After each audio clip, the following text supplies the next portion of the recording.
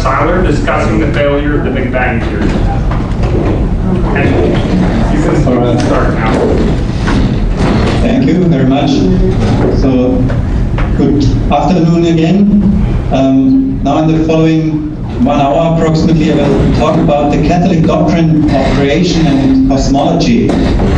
This topic is very important because the idea of the creation via a Big Bang or evolution of the cosmos via a Big Bang is very widespread, and we will see that there is not that kind of harmony between the Catholic doctrine of creation and this cosmological standard model, as it is usually said. I want to start with our witness which we have from how the universe came into existence. Nobody was there, no human being was there. So if we want to get any information about it, we need revelation. And our source of revelation is Holy Scripture. God Himself, who created the universe, tells us how He did it. So let us first listen to Himself. The Bible starts with this sentence. So that is why it's very significant what it says. It's the sentence number 1. And we read, "In the beginning, God created the heaven and the earth." So with this, we have the introduction to the entire Bible. And we read here that God created the earth in the beginning. This is already something which is in contradiction to the idea of cosmic evolution, which places the Earth after 9 billion years after the beginning. And Genesis continues in verse 14 with the creation of stars and moon and sun at day 4. Then God said, "Let there be lights in the expanse of the heavens to separate the day from the night." And it was so. God made the 2 greater lights, the greater light to govern the day, and the lesser light to govern the night. He made the stars also.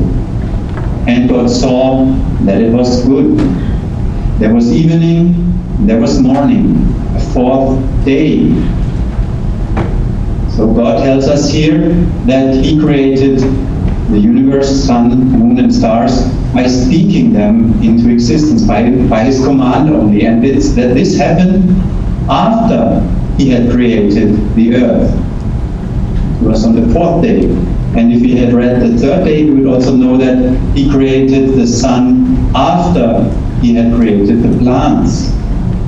So this excludes the possibility to read the Genesis day as symbols of long eons of time, because it is not possible that the plants would have existed long eons of time before the sun had come into existence.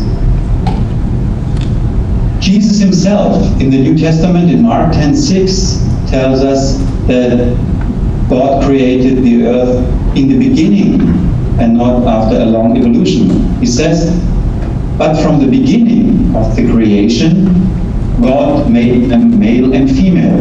So humans existed already at the beginning of the creation. And in Sirach 15, He Himself made man from the beginning and left him in the hand of His counsel.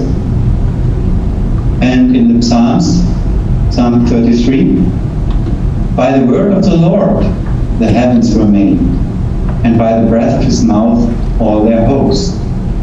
For He spoke, and it came to be. He commanded, and it stood firm." So He didn't rely on natural processes to support Him. He commanded in the same way as Jesus performed His miracle. When Jesus said to the blind man, "See," immediately he could see. And when He spoke to Lazarus, "Come out of the grave," the dead body came to life again, and Lazarus came out. And in exactly the same way, God created in the beginning the heaven and the earth and all the stars, sun and moon. Purely supernatural. If you want to have the proper interpretation of any part of Scripture, we have the great privilege that the Church gave us the Church Fathers. They lived at the early time of the Church and were inspired by the Holy Spirit, and two ecumenical councils defined that whenever they agree in any interpretation of Scriptures in a matter of faith and morals, then this interpretation is binding for us. This is the truth. This is the sense in which God wanted it to be interpreted. Now let us examine what the Church Fathers said about the creation of the cosmos with a few examples. Here's St. Ephraim the Syrian in his commentary on Genesis 1. Although both the light and the clouds were created in the twinkling of an eye, still both the day and the night of the first day continued for 12 hours each. So he doesn't agree with the idea of a day meaning long eons of time. And he also explains that God can create heavenly bodies in a way that when we look at them superficially, they would appear being old, but it's only because God created them in a state of maturity.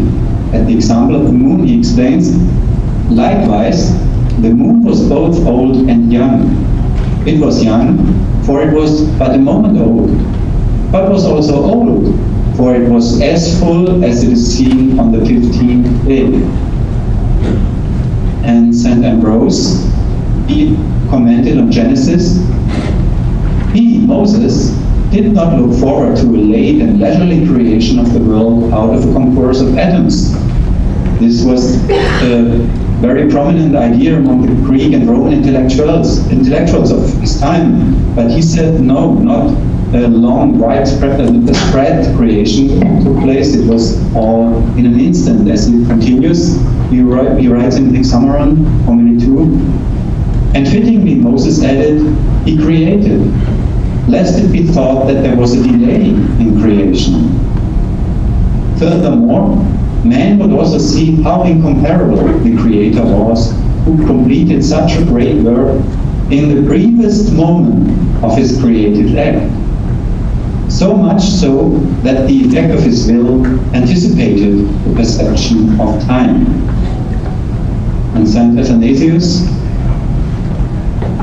as to the separate stars or the great lights, now this appeared first and that second, but in one day and by the same command, they were all called into being. And such was the original formation of the quadrupeds and of birds and fishes and cattle and plants. No one creature was made before another, but all things subsisted at once, together upon one and the same command. So he tells us here, at the different days, all orders of creatures were, at this particular day, created at the same command, at the same time. No cosmic evolution, nor biological evolution, according to St. Athanasius. The church councils told us, as I said before, here in Vatican I and in the Council of Trent, in a matter of faith and morals, no one is permitted to interpret sacred scripture contrary to the unanimous agreement of the Fathers. And what we just heard is the unanimous agreement of the Fathers, who all held that creation did not take longer than 6 natural days. St. Augustine even speculated that it could have been an instant of time, but no one of them had the idea or had interpreted the days as meaning longer periods than 6 days. The Council of Lateran IV gave us this important definition about God's creation.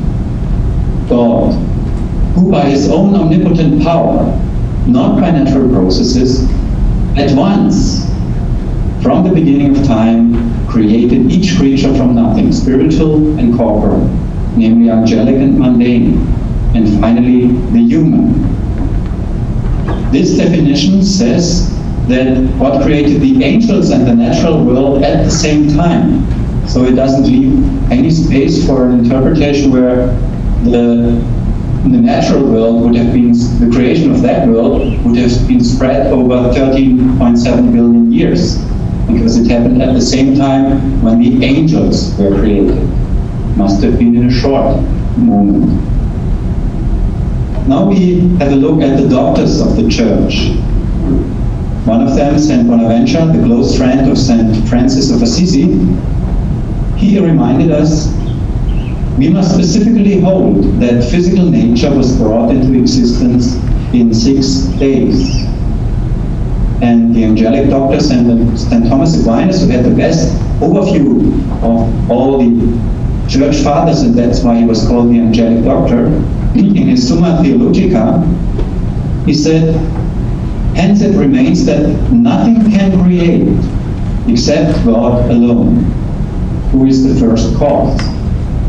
Therefore, in order to show that all bodies were created immediately by God, Moses said, in the beginning God created heaven and earth. So here he underlines that it's one of the most important characteristics of God that He's the only one who can create. That distinguishes our God from the false gods of the pagans. And that's why Holy Scripture begins with, in the beginning God created heaven and earth.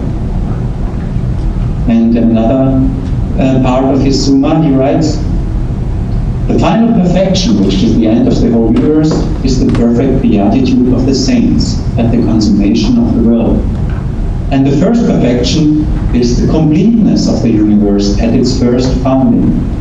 And this is what is ascribed to the seventh day.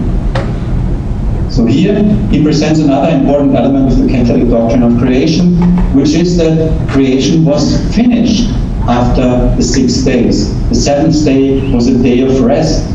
And it's not that God would have started a creation which is continuing via evolution and would still not be complete today. No, St. Thomas says that the universe was perfect in the beginning. And this little sentence is a very beautiful short summary of the main principle of the Catholic doctrine of creation. And it says, in the works of nature, creation does not enter, but is presupposed to the work of nature. So here he describes the important distinction which the Church Fathers all made, that the creation period was not a period where natural processes were at work, but it was purely supernatural.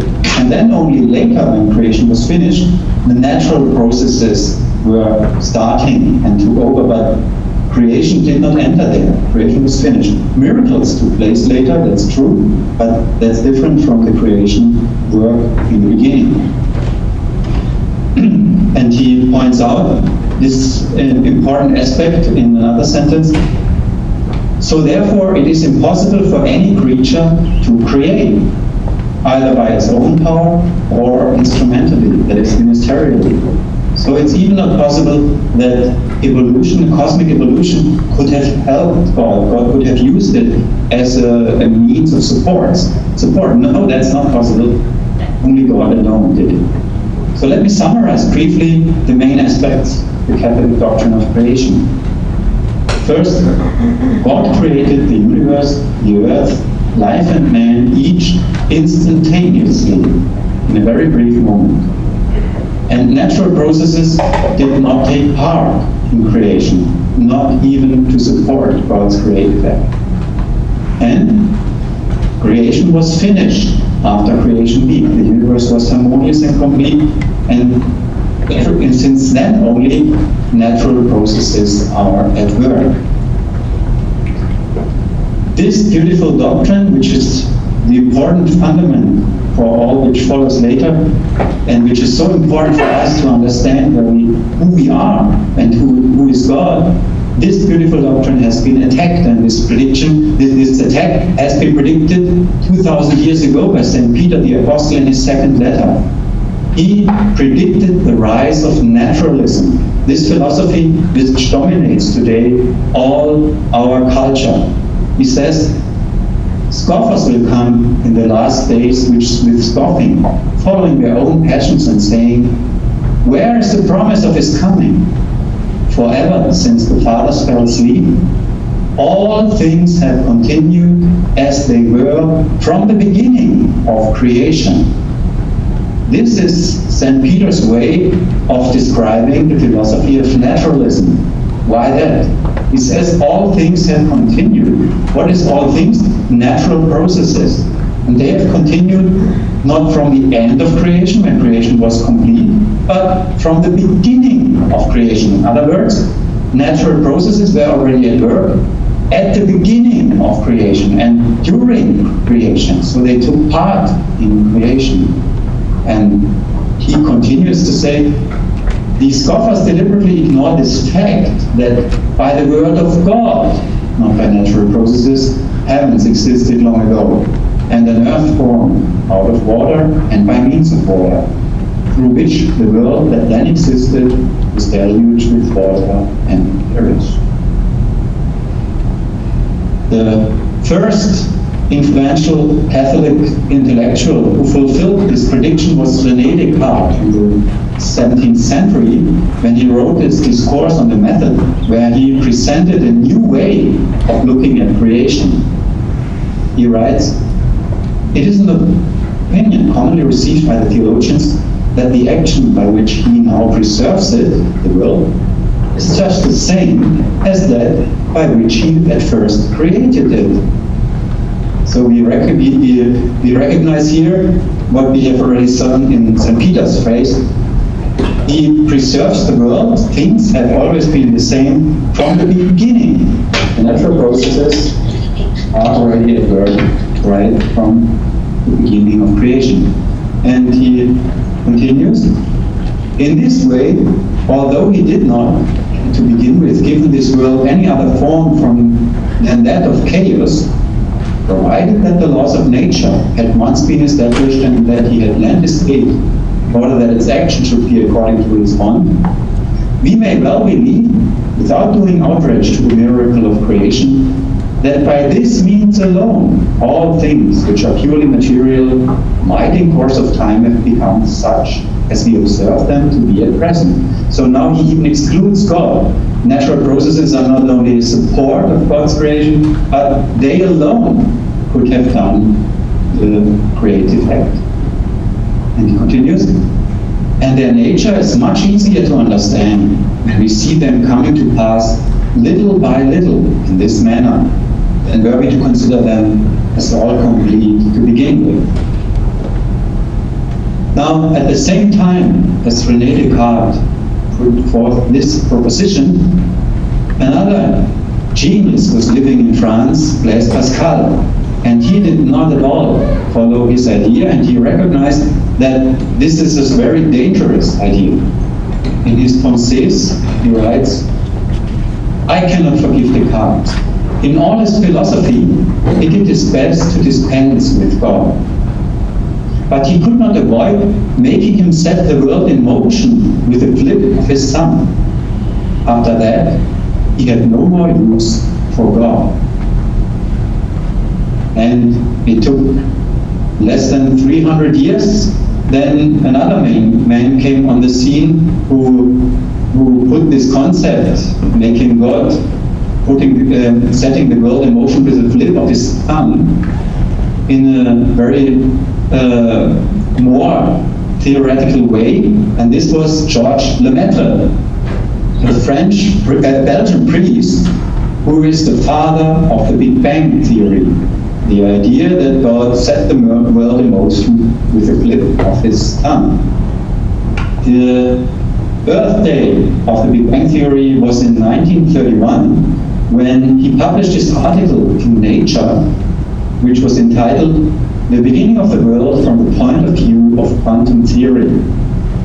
In it we read, if we go back in the course of time, we must find fewer and fewer quanta, until we find all the energy of the universe packed in a few or even in a unique quantum. In other words, the Earth, the Sun, the Moon, the stars, the entire universe was once condensed in a point which is smaller than a needlehead. It's like an atom, very small point. Everything, all matter, all energy was condensed in that. And this primeval atom exploded at one point of time, and this is how the universe came into being. Now, Georges Lemaitre, as a priest, he was also a friend of Pope Pius XII and presented this idea to him, who at first looked at this idea as something which could confirm creation, because it said that the world has a beginning. And as Pope Pius wrote in an address to the Pontifical Academy of Sciences in 1951, this beginning must have been supernatural, he realized. In his address he writes these words: "Scientists agree in holding that not only the mass, but also the density, pressure, and temperature of matter must have reached absolutely enormous proportions. In vain would we seek an answer in natural science, which declares honestly that it finds itself face to face with an insoluble enigma. It is true that such a question would demand too much of natural science as such." Now, while this is true, that this Big Bang theory would indeed transgress the border of science, even if the Big Bang theory is not what it promises here, a proof for the existence of God, we will see later that what follows after this Big Bang is indeed an attack on our faith, and that's why, even if that's attractive for a theistic view of life, in the end, the overall picture of the Big Bang theory, it is not. But even this admission of Pope Pius XII was not accepted by Georges Lemaitre.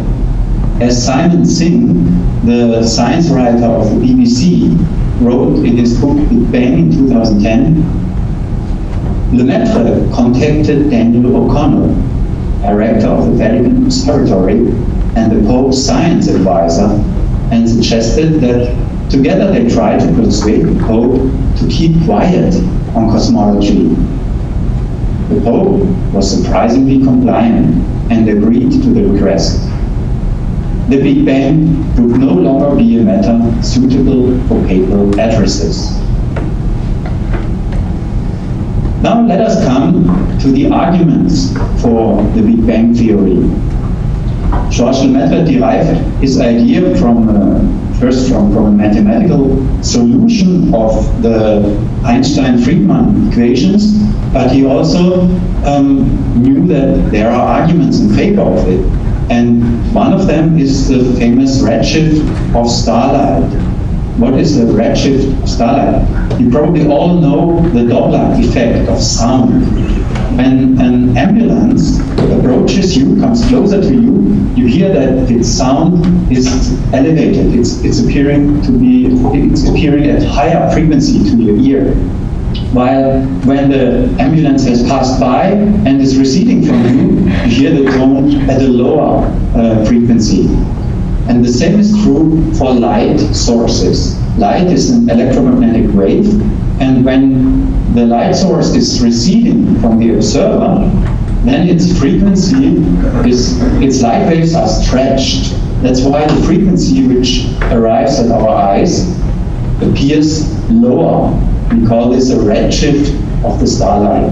On the other hand, if the light source, or the redshift of the light source, if the light source is approaching us, then the wave, the electromagnetic wave, is contracted, and this gives the impression of an increased frequency. It's called the blue shift of light. And now we can examine the starlight. If we send light through a prism, then if the light is not just monochromatic, if it doesn't contain only one frequency, the different frequency will be diffracted at different angles. And if you put the light on a screen, we can analyze which frequencies are contained in the original light beam. And here is an image of a photograph of such a prism experiment. And this has been done through the starlight. Starlight has been sent through such an arrangement, and it was found that its frequencies here are shifted into the red light spectrum compared to the frequency of light in laboratory of a non-moving light source. It can be determined very precisely how much this light spectra of the stars are shifted towards the red via these characteristic black absorption lines. These lines are coming from certain chemical elements which absorb light at very characteristic frequencies. Each element has, the different elements which absorb light have some energy levels at which light can be absorbed and give so a particular energy, a particular frequency. And this is shifted while the relative distances between these absorption lines still stay the same. So, and interestingly enough, it's that all or almost all stars, most of them, are showing this redshift wherever we look in the sky. So that really seems to support the idea of Georges-Lemaitre that everything is receding. Well, at first hand it looks as if it is all receding from us and we are in the center. But the theory of the Big Bang actually says that no, there is no center. Every spot in the universe could be regarded as a center because everything is receding in all directions. You can compare it to the surface of an air balloon, a two-dimensional surface. If there are dots everywhere and you blow up this air balloon, you could put yourself as an observer on each of these dots. You will always see that the other dots are moving away from you, no matter where you are. And the same is true for a three-dimensional expansion of the universe in the Big Bang model. Wherever you are, you have the impression that everything is receding from you. Now, if that were true, that everything is receding now, every galaxy, every star is moving away from each other, then of course, if you look back in time, if we follow the timeline in the reverse order, everything would have been closer to each other in the past. And the further we go back, the closer, and finally we arrive in one single spot, the so-called singularity of the Big Bang, from which at time zero everything was exploding. So this redshift is indeed an argument in favor of the theory of Big Bang. And that's then how we arrive at the standard model of cosmology. This model says that from left to right, here's the time axis, first there was nothing, and this nothing at a given moment where there was no time, but nothing spontaneously exploded. And this is called the quantum fluctuation. In the beginning, there was a very rapid expansion, inflation, I will come to this later. And it took around 400 million years until it cooled down so much that light could travel. That's why these so-called dark ages have been over. And after this 400 million years, the first stars formed, which developed into galaxies, clusters, superclusters, and also planets. And after around 9 billion years, our Earth appeared on the scene. And in the later phase of this cosmic evolution, the expansion was even accelerated, a point to which we also come soon in more detail. Now, if this cosmological standard model were true, then it would be relatively easy to calculate the age of the world. So now I want to present to you where do these 13.7 billion years come from, which we are always told is the age of the world. It's a very simple calculation, as you will soon see. In the Big Bang model, we can measure the velocity of a star via its redshift, as we can measure the velocity of an ambulance via the frequency of its tone when it has passed by. So the same is true for the stars or galaxies. So if we are here somewhere in the middle and we look at a star, measure its redshift, we can easily calculate its velocity. And if we measure its brightness, we can calculate its distance. Because the further away a star is, the more diluted is the light, you can say, which arrives at us, because it has to be distributed via a larger surface, and therefore the light density is decreasing.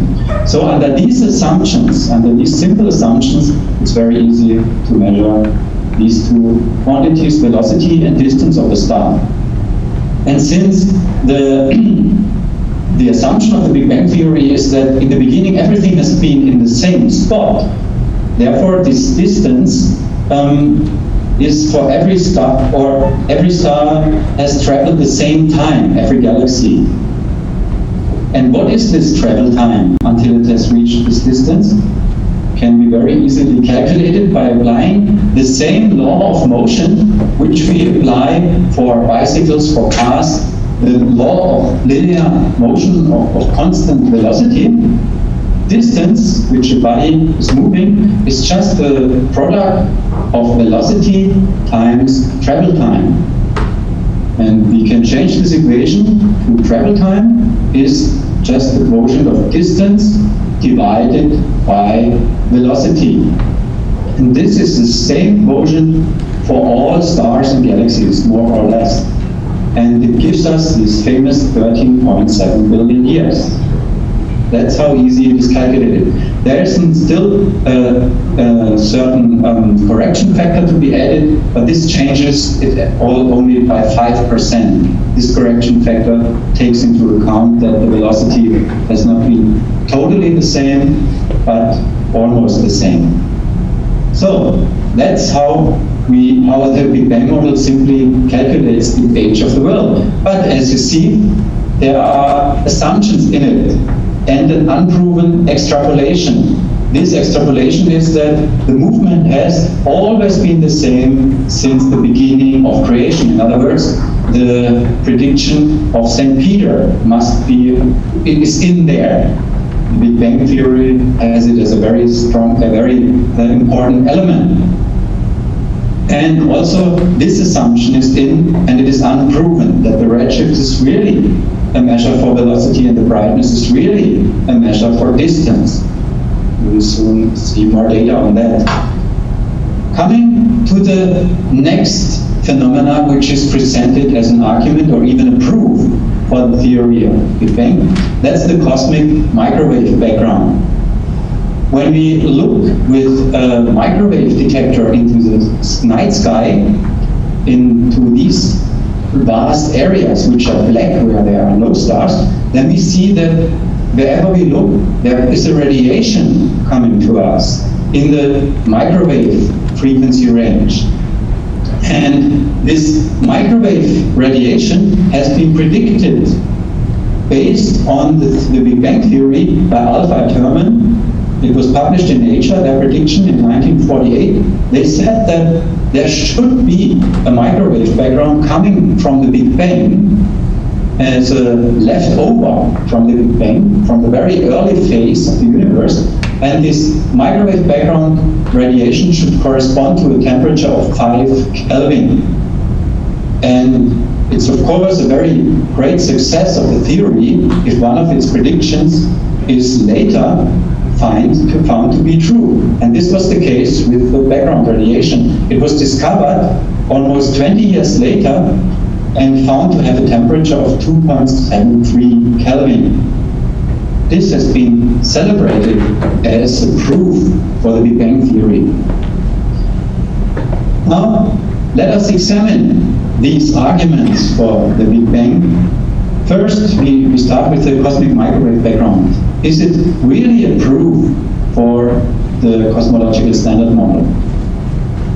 In this diagram, I will show on the y-axis the temperature of the microwave background of different models which predict a cosmic microwave background. It's not only the Big Bang Theory which did it, but many years earlier, 22 years earlier, the physicist Eric Wegener proposed that there should be a cosmic microwave background. And he did this not by starting from a Big Bang calculation, but simply by observing the energy of cosmic particles which are flying around everywhere. And from that, he derived his prediction that there must be a cosmic microwave background. And in the same year, Arthur Eddington, he took the star radiation, calculated its energy, and came to the conclusion there must be a microwave background radiation of the temperature of 3.2 Kelvin. And in 1964, still before the discovery, it was Fred Hoyle who took the observed helium, the amount of helium, interpreted as a product of nuclear fusion of hydrogen in the stars, and also concluded that there should be a background radiation in the microwave frequency range corresponding to a temperature of 2.78 Kelvin. So none of these three models had anything to do with the origin of the universe, with cosmology. And this is the measured value just 1 year later. It's 2.73 Kelvin. So as you see, of these four models, the Big Bang prediction is the worst. And yet, still it is often presented as the only one which predicted the microwave background. This is, of course, not a proper way of presenting data. So, of course, also these other models are having additional challenges, which one of them is that the microwave background is a perfect black body radiation spectra. It has a certain frequency spectra, distribution of frequencies. It's not just one frequency. And this is predicted by the Big Bang theory and not directly by the other theories. These theories need to have an element which transfers the frequencies which they predict into the frequencies which are measured. And Fred Hoyle suggested that this could be a particular kind of dust which is in the space. And in space there is a lot of dust. This particular one, which is needed for this transfer of frequencies, has not yet been observed, but it has not been disproven, so it is a real possibility. Jean-Marc Bonnet-Bidot, who works in the French Commissariat of Atomic Energy, published a book recently, Another Cosmos, and in it he commented on these different processes which predict the microwave background. Due to the lack of these basic confirmations, the cosmological character of the background radiation cannot be considered as proven today. Because of its very weak energy, it can be produced by a very large range of physical processes. So we see no proof for the Big Bang theory coming from the microwave background. Then there's another important aspect, that these velocity distance measurements, or better calculations, cannot be entirely correct, or probably not at all. How can we say this? This diagram has been published by the Harvard University on its website, and it shows the reported values for the Hubble constant from 1920 until today. The Hubble constant is the quotient of velocity of a galaxy divided by its distance. So as you see from before, distance divided by velocity was just the age of the universe, plus the correction factor of 5%. So the Hubble constant is the reciprocal of the age of the universe. And as you see here, in the beginning of the 20th century, values of around 500 kilometers per second, megaparsec, were reported, and they have been derived from measuring the redshift and measuring the brightness of the stars. But only 20 years later, scientists reported that these redshift and brightness measurements were not coming alone from velocity and distance. We had to correct them. They were wrong, these results. In reality, it's only half of the original values. And again, a few years later, they reported these values were wrong too. The redshifts and the brightness which we measured were not coming from velocity and distance only. We have to correct again. And now we report a value which is in the average of 70 kilobit per second per megaparsec. So this translates into 2 billion years being reported as the age of the universe in the 1930s, going up to 14 billion years reported today.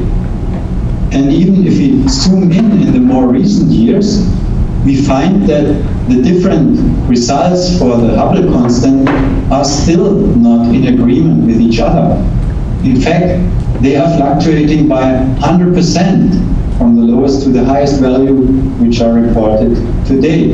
And this corresponds to values of the universe, of the age of the universe between 10 billion years up to 30 billion years. Such is the disagreement of the different measurements if the redshift and the brightness of stars are interpreted in terms of velocity and distance. So this discrepancy proves that still today the redshift is not totally due to movement and the faintness not totally due to distance, perhaps not at all, or the redshift and faintness contribution to distance and movement is totally negligible, and other processes are the cause for this. We come to these other processes here in a quotation from Edwin Hubble. Edwin Hubble is a real empirical astronomer and a careful one. He warned people that what he measured is not directly a velocity. He measured only redshifts. Velocity is an interpretation out of it. In the book The Realm of the Nebulae, published in 1968, he writes, careful examination of possible sources of uncertainties suggests that the observations can probably be accounted for if redshifts are not velocity shifts. If redshifts are velocity shifts, then some vital factors must have been neglected in the investigation. And in another work, The Observational Approach to Cosmology in 1937, he suggested that the redshift could just be due to light losing energy. Light with a lower energy, with less energy, has also a lower frequency. There's a proportionality between frequency and energy of light. And he said that on its long travel from the stars to reach us, light may lose energy during its journey through space. This may explain the redshift. But if so, we do not yet know how the loss can be explained. And then he says that with this interpretation, many discrepancies between observation and Big Bang predictions will disappear. He writes, on the other hand, if the recession factor is dropped, if redshifts are not primarily velocity shifts, the picture is simple and plausible. Now, coming to more observations which contradict the Big Bang model. First of all, there is this very simple observation for which one doesn't know anything about astronomy. This is that our cosmos, and especially our beautiful planet Earth, is highly ordered. Just a few examples. We have the ideal distance to the sun. If we were a bit closer, life would be impossible because it were too hot. If we were a bit farther away, everything would be frozen and life would be impossible. It's very well fine-tuned, our distance to the sun. We have a lot of liquid water, but not too much. There is still dry land for us to live on. We have all the necessary elements which are essential for life, like carbon, oxygen, nitrogen, hydrogen, etc., in the right amounts. Somebody has put them into the best composition so that life is possible. we have relatively moderate seasons if we look at the other planets, seasons which are not so heavy. Think of it that we often complain when the temperature rises by 10 degrees or sinks by 10 degrees only. That is already hard for our body to stand. But it's nothing compared to the temperature fluctuations which we see on other planets.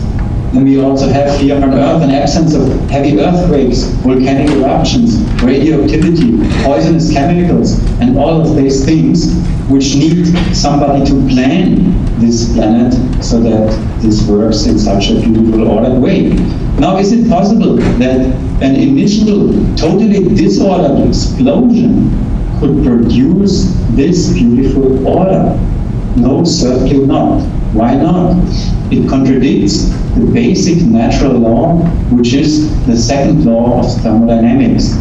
This law, which is our all-day experience, simply says, in a physical way of expressing it, that everything moves from order to disorder, in every chemical and physical reaction. Nothing in nature moves from disorder to order. It cannot.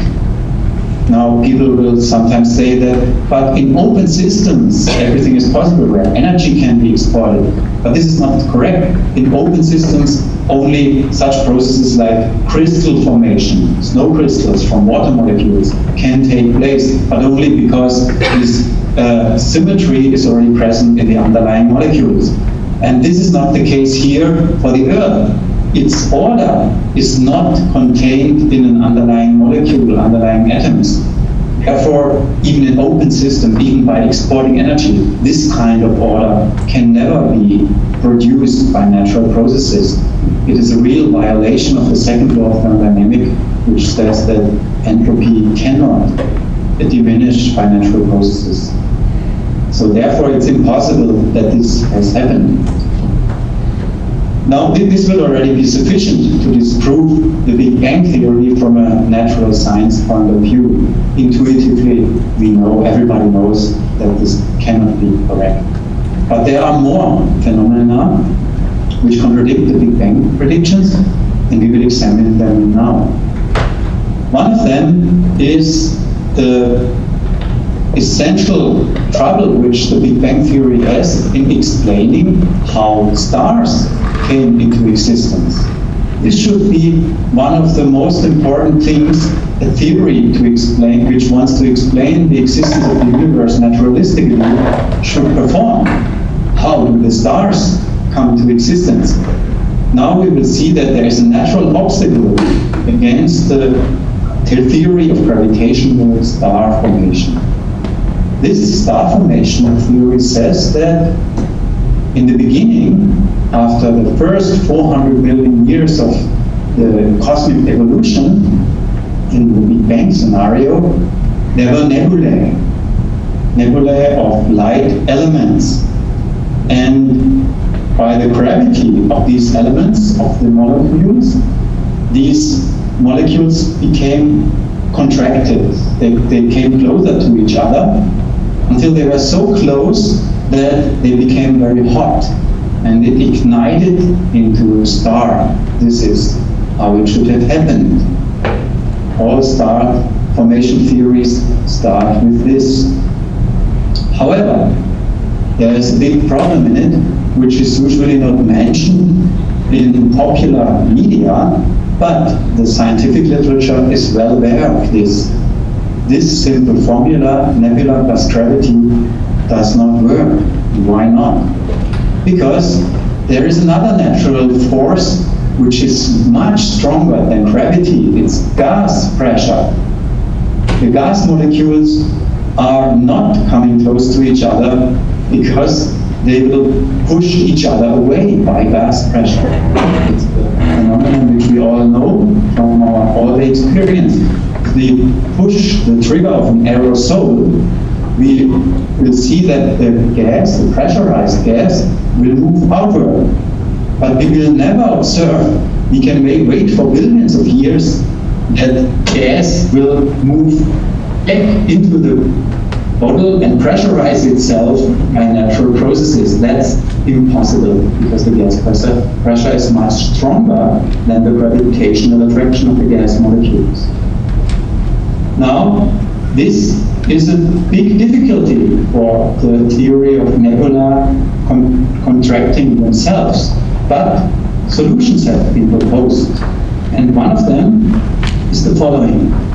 It was proposed that in the vicinity of a gas cloud, a supernova explosion once took place, and this enormous explosion produced a pressure wave, pressurizing the gas until it was held together by itself, until it has overcome the gas pressure repulsion and had been held together gravitationally alone. Another idea, what could have helped star formation? There were cold particles flying in the vicinity of nebulae, and they were injected into them, and these cold particles very rapidly decreased the gas temperature to such an extent that the volume also decreased, and in this way the gas clouds were held together and created the first star. And solution C, there were two galaxies which collided with each other, and this caused an enormous pressure in between them, pressure which pressurized the gases until the star was formed. Now, all these three theories, however, have the same problem, the same star formation paradox, and it's the following. Supernova explosion produces a pressure wave. What's the problem with that? A supernova comes from a pre-existing star. It's actually an exploding star. So this idea cannot help to explain how the first star came into existence. Idea B, the injected cold particles.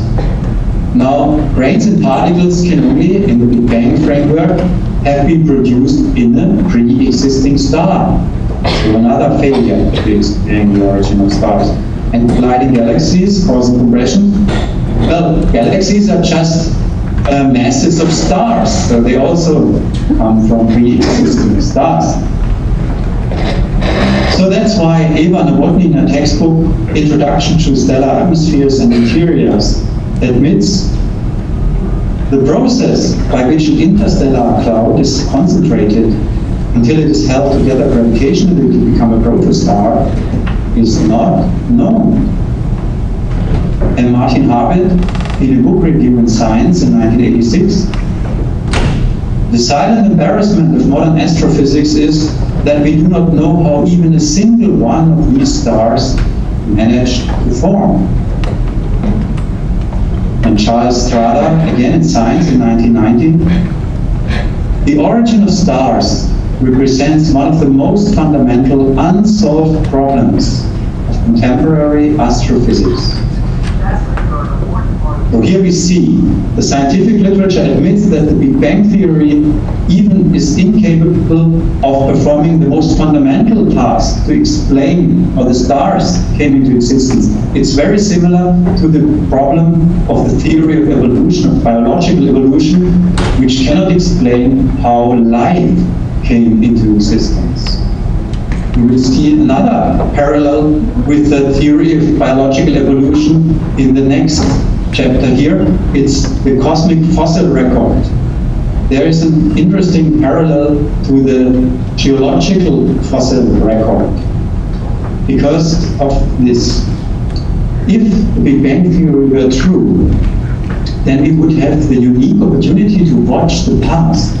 We could see starlight, which is old and tells us something about the universe in a young state and why this. If we are in the middle here, for example, and we watch the light of a star which is very far away, let's say at the edge of the visible universe, then we, according to Big Bang theory, would know that this starlight took 13.7 billion years until it reached our eyes. This means that the distant starlight is very old, It is therefore showing the star when it was still young. This tip has been sent out 13.67 million years ago. Therefore, the star was still young, and this should be an image of the young state of the star. Likewise, if we regard a star which is very close to us, then in the same way, its starlight has been sent out 13.7 billion years, or to be more precise, 400 million years later, less than that. And most of this starlight has already passed by us. So we would see only the last part of this beam, and this has been sent out in more recent years, so it shows the star being in its old state, being billions of years old, you will see.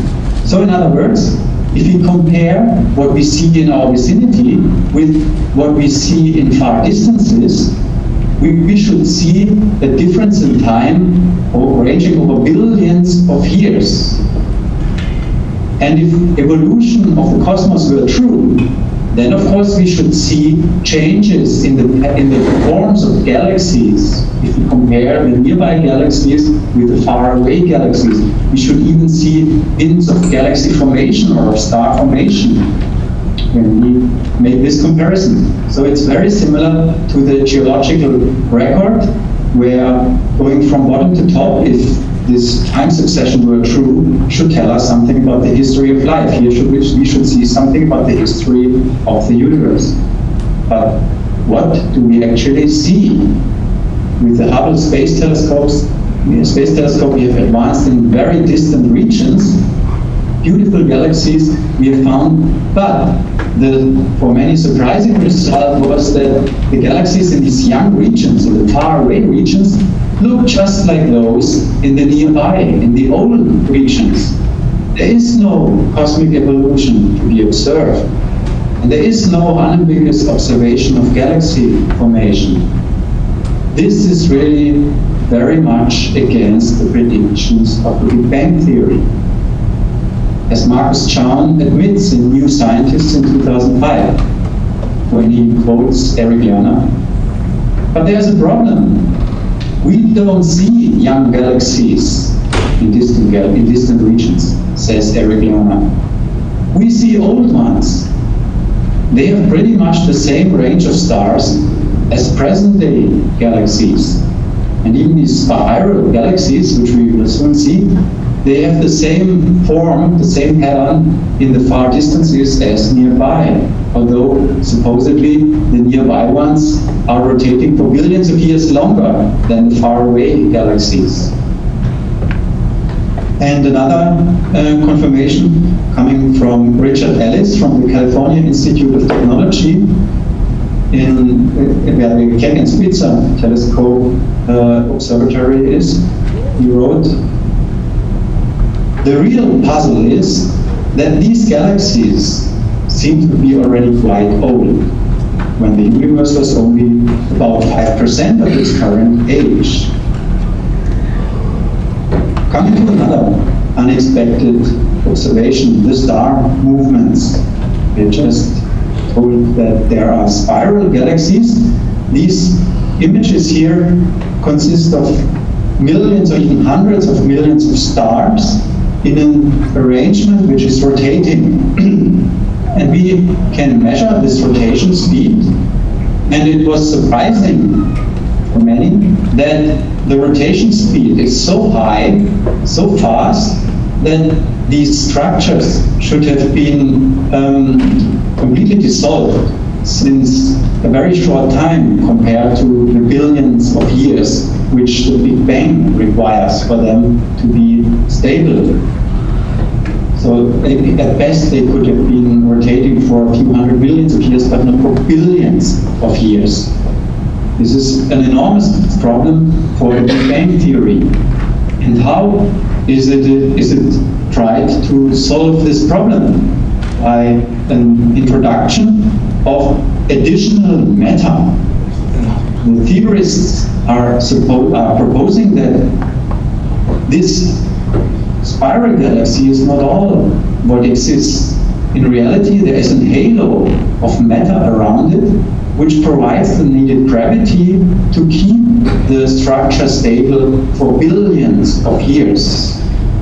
And this matter is per definition not visible. That's why it is called dark matter. And this is not only a 10% effect. In order to keep the observations in line with the, or in other words, in order to save the Big Bang Theory in face of these observations, this demands that there are several times more dark matter than the visible matter, which we know from our experience. So we see this is a huge invention, a huge artificial introduction of something of which we don't have any idea what it could be, just invented in order to save the theory against the observations. Another problem for the Big Bang Theory. As I already mentioned, the expansion of the universe is not just linear, it's not expanding at the same velocity all the time as the Big Bang Theory predicts, but there is an accelerated expansion of space.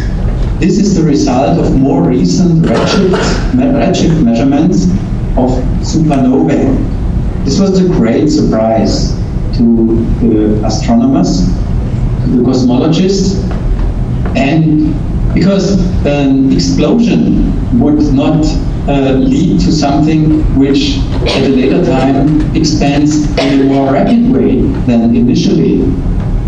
This needs a lot of energy to let the universe expand in a higher rate. And it was suggested that there is something like dark energy which powers this acceleration, but nobody knows what it is. It's only a name, and it's needed in order not to give up the theory in the face of these observations. Another problem for the Big Bang Theory, the cosmic microwave background. That which had been suggested as a proof for cosmic evolution turns out to be a strong argument against it. And this is the fact that this microwave background is amazingly homogeneous. The homogeneity is such that wherever we look in space in all directions, the temperature of the microwave background differs by less than a 30 millionth of a Kelvin. Now, this is a problem for Big Bang calculations, because when radiation could travel after 400 million years, the universe was already too big for thermal equilibrations. The light could not travel from one side of the universe to the other to reach this thermal equilibrium, this temperature exchange. It was already too big. Therefore, they suggested that the thermal equilibrium had already been established very early after the Big Bang, actually in less than 10 to the power minus 36 seconds after the Big Bang. And this led to a new problem. If that were true, and the universe expanding at the velocity which follows from the redshift observations, the universe would have been expanding too slow, and it would have contracted again, it would have collapsed again. It couldn't exist if that were true. So again, we need a solution for this problem, and the proposed solution is that in the beginning, the expansion was not as we would derive it from the redshift. No, the expansion was very much faster. It was even as faster than the speed of light. And this ultra-fast expansion time is called inflation of the universe. Process which is completely unknown where it comes from, what it should be, but it's needed to keep the universe continue its expansion to overcome the gravitational attraction. Another problem, since this microwave background is so homogeneous, we have a problem in explaining why the galaxies are not distributed homogeneously around the universe, in the universe. In fact, they are clustered, they are structured. And this should be reflected in the temperature of the microwave background. There should be patterns in it, but they aren't there. Now, how can we overcome this if we don't want to give up the Big Bang Theory now? We just introduce dark matter. And this dark matter will provide the necessary gravity to arrange the galaxies into clusters. Again, this leads to a new problem. If there's really so much dark matter, then the expansion, according to the calculations, would be too weak. The universe could only be 8 billion years old and not, as we derive it from redshifts and brightness measurements, 13.7 billion years. How can we account for this missing expansion? Very easy. We introduce dark energy again. There must be some unknown kind of energy pushing everything apart from each other. And this increases the expansion rate to the desired value, so we arrive at 7.2 billion years.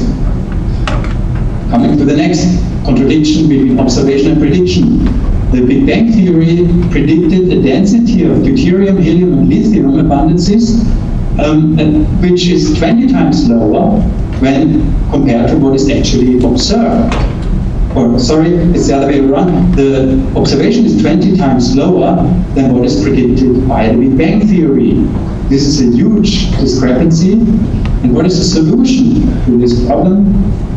There must be dark matter, which we can't observe. And this must be around 20 times more than what we observe. And what is also very significant, the calculations demand that this dark matter is so-called non-baryonic matter, which means it's not composed of atoms, it's not composed of protons, neutrons, and electrons. Now, as you probably know from chemistry, that all we see around us, the air, the water, our bodies, the computer, which I have in front of me, everything is composed of protons, neutrons, electrons, the entire physical world which we know. But if we want to save the Big Bang Theory against these observations, then we must say that there must be something in the universe many times more than the visible amount of atoms, which is not composed of atoms. This is now the summary of the cosmological standard model after all these difficulties.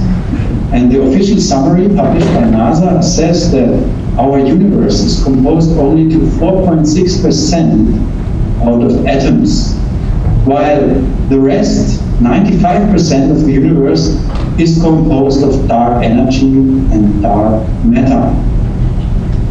In other words, if we want to explain the origin of 5% of the universe by natural processes, we are forced to admit that 95% consists of something which we cannot observe, which is not a scientifically observable process. This comes already very close to the Catholic doctrine of creation, which says that we cannot explain how the visible things came to existence by naturally known processes.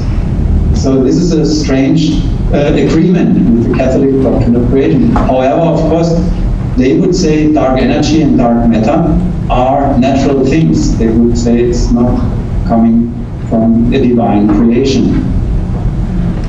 Now, of course, it is too much for many astronomers. This is a very unusual way of saving a theory, or a very unscientific way. That's why 33 leading cosmology scientists published an open letter in New Scientist in May 2004, where they wrote, "The Big Bang today relies on a growing number of hypothetical entities, things that we have never observed. Inflation, dark matter, and dark energy are the most prominent examples. Without them, there would be a fatal contradiction between the observations made by astronomers and the predictions of the Big Bang Theory. In no other field of physics would this continual recourse to new hypothetical objects be accepted as a way of bridging the gap between theory and observation. It would, at the least, raise serious questions about the validity of the underlying theory." Let me summarize the cosmological standard model that we have heard First, Big Bang cosmology is not proven, although it is very often presented as such. Microwave temperature can be explained by various non-cosmological processes. Much or even all of the redshift brightness measurements is definitely not due to velocity and distance. And several astronomical observations contradict the Big Bang theory, like the homogeneity of microwave background, the apparent acceleration of the expansion, the stability of spiral galaxies, the low density of observable matter. And in order to maintain the Big Bang theory anyway, 95% of the universe would be scientifically unknown. Furthermore, in the cosmic history, the cosmic fossil record, there is no observation of evolution.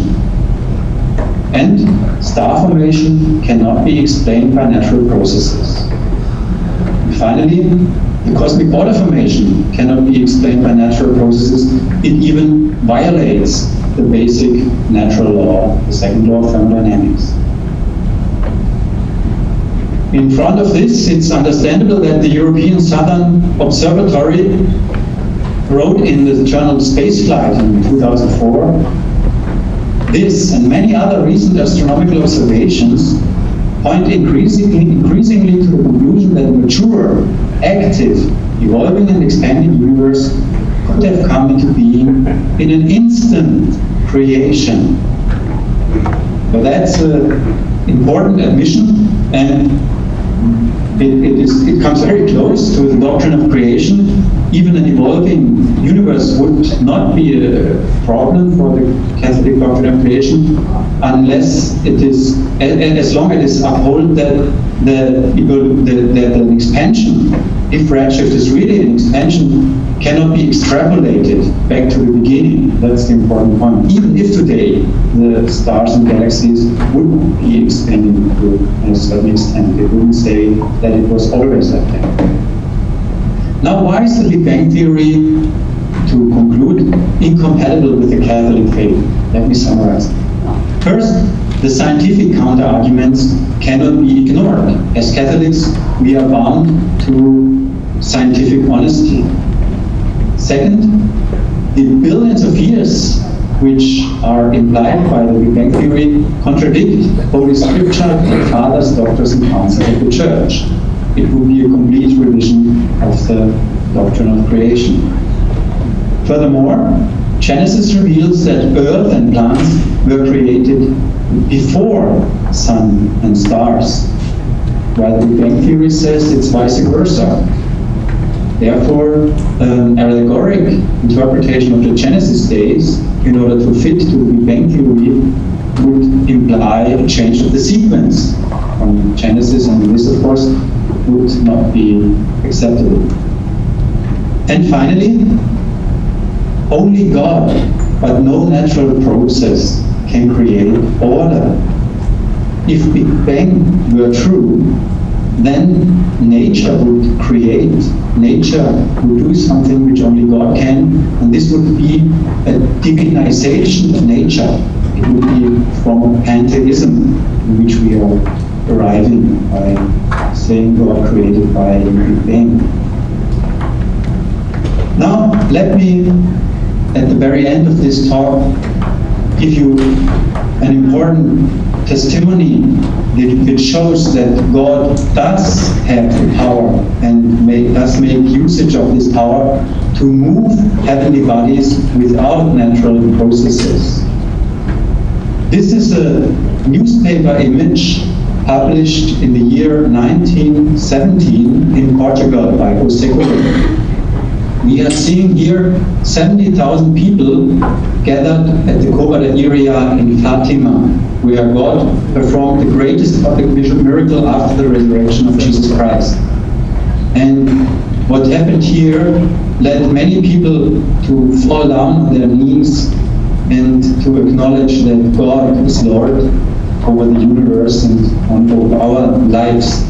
This is the report of T. Marto, an eyewitness. What happened there? We could look at the sun with ease. It did not bother at all. It seemed to be continually fading and glowing in one fashion, then another. It threw shafts of light one way and another, painting everything in different colors. The people, the trees, the earth, even the air. At a certain point, the sun stopped its play of light and then started dancing. It stopped once more and again started dancing, until it seemed to loosen itself from the skies and fall upon the people. So we see that God can move the sun and the stars, and God does do it in a miracle, and so it's clear that He did it when He created the world, only supernaturally. And therefore, it's true what St. Isaac the Syrian said as a summary of the Catholic doctrine of creation. God, solely by His good will, not by any natural process, suddenly, not over eons of time, brought everything, not just hydrogen, helium, and lithium, from non-being into being, and everything stood before Him in perfection. And as we see here in this beautiful icon of St. Isaac the Syrian, he tells us what is our task here in life. Why is there so much disorder in the cosmos, in the earth, in life, in nature? Although it had been created in perfection, it's because of sin. And it was the sin of Adam which caused this disorder. What does our own sin has as a consequence for ourselves? Of course, very heavy ones. That's why he says, this life has been given to you for repentance. This is how we can arrive again at the original perfection if we do penance, if we accept the sacrifice of Jesus Christ, who died for our sins, who paid for everything which man has made wrong by his sins. Let me conclude with this psalm, one of many, praising God as the Creator.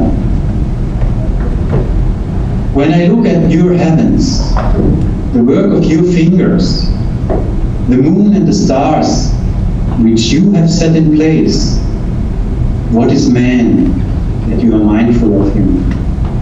And the Son of Man that you care for him? Yet you have made him a little lower than the heavenly beings, and crowned him with glory and honor. O Lord, our Lord, how majestic is your name in all the earth. Thank you for your attention.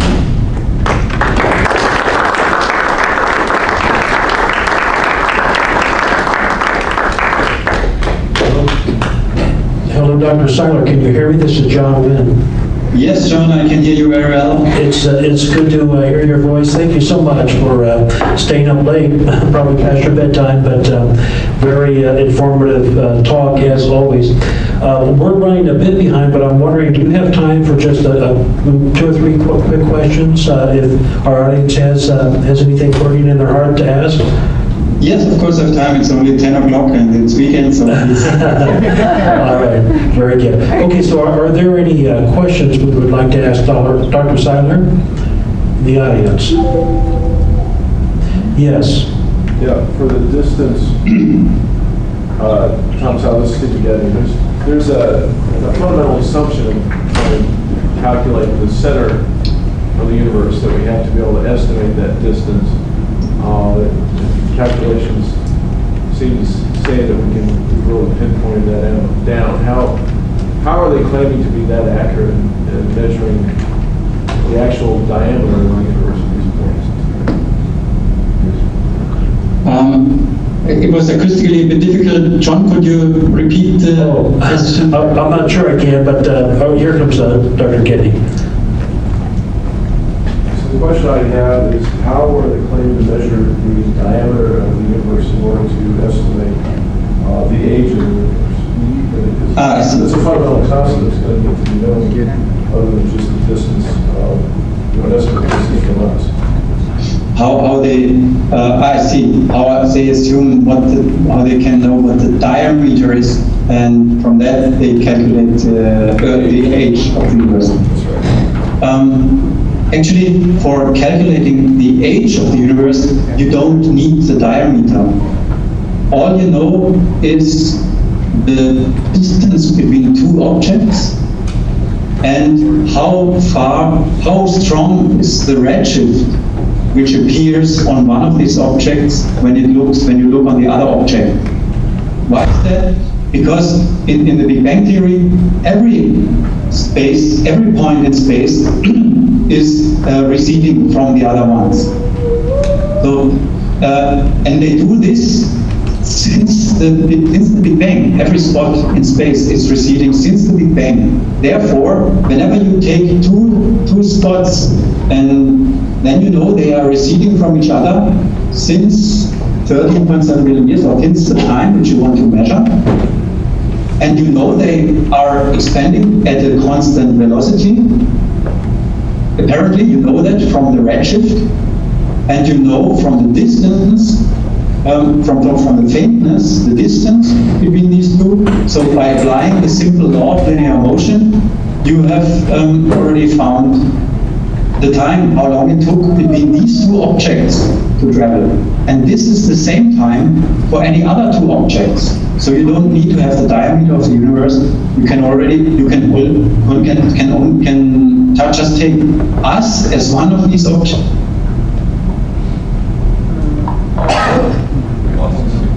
Well, I think he had a warning and his battery wasn't getting well.